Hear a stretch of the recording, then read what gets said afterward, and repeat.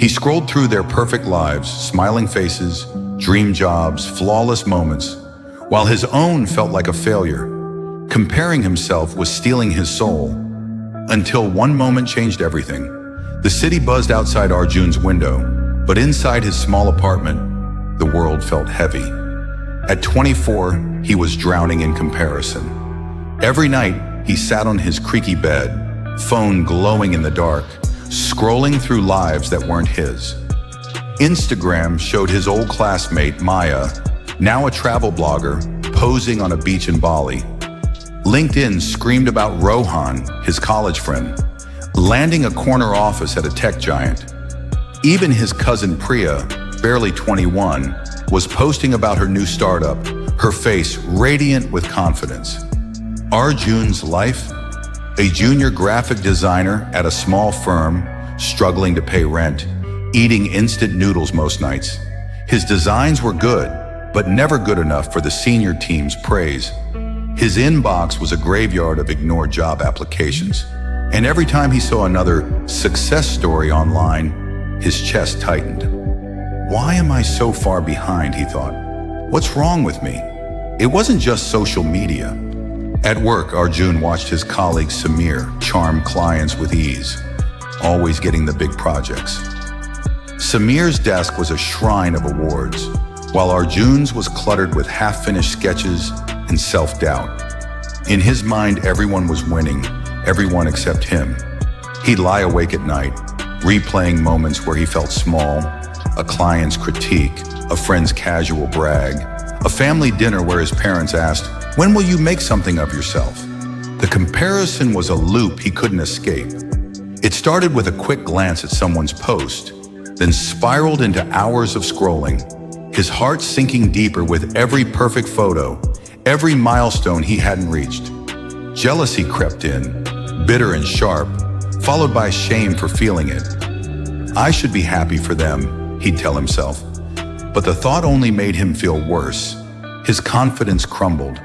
The Arjun who once loved sketching for hours, who dreamed of creating art that moved people, was fading. Joy felt like a memory. One evening, after another long day of feeling invisible at work, Arjun sat on his couch, phone in hand. He saw Maya's latest post, a TED Talk invite. Of course, he muttered, tossing his phone aside. But the spiral didn't stop. He opened LinkedIn, saw Samir's promotion, and felt his stomach twist. Why can't I be like them? The question echoed louder than ever. He didn't sleep that night. Instead, he stared at the ceiling, his mind a storm of self-doubt. The breakdown came on a rainy Tuesday. Arjun had spent weeks on a design for a major client, pouring his heart into every pixel. He'd stayed late, skipped meals, ignored his friends' calls. But when he presented it, the client barely looked at it. "It's fine, but we expected more. Impact," they said. Samir's design, presented next, got a standing ovation. Arjun forced a smile, but inside he was breaking. That night he went home, locked his door, and deleted every social media app from his phone. He sat on the floor, head in his hands, and cried. The tears weren't just for the failed design, they were for the person he'd lost along the way. In that quiet, broken moment, something shifted. Arjun reached for an old notebook, one he hadn't touched in years. It was filled with sketches and dreams from a younger version of himself, someone who created for the love of it, not for likes or applause. On the last page, he found a note he'd written at 18. "Make art that feels true to you." The words hit him like a whisper from someone he'd forgotten. He sat there, notebook in his lap, rain tapping the window, and for the first time in months, he listened to the silence. The next morning, Arjun didn't check his phone. Instead, he made coffee and wrote in his notebook, "What do I want? Not what they have. What do I want?" The question felt strange, like meeting himself for the first time. He realized he'd been so busy chasing other people's lives that he'd forgotten his own. He didn't want a corner office or a viral post. He wanted to create art that made someone feel something. He wanted to be proud of his own work, not someone else's version of success. The change didn't happen overnight. Arjun started small. He stopped scrolling during lunch breaks and instead sketched ideas for himself. Not for clients, not for likes, just for him. He began writing 3 things he was grateful for each day: a good cup of coffee, a kind word from a coworker, the way the sunlight hit his desk. At first it felt forced, but slowly gratitude became a habit. He noticed small wins: finishing a sketch, getting a nod from his boss, laughing with a friend. These moments, once invisible, started to matter. Arjun also found a mentor in Ms. Rao, an older designer at his firm.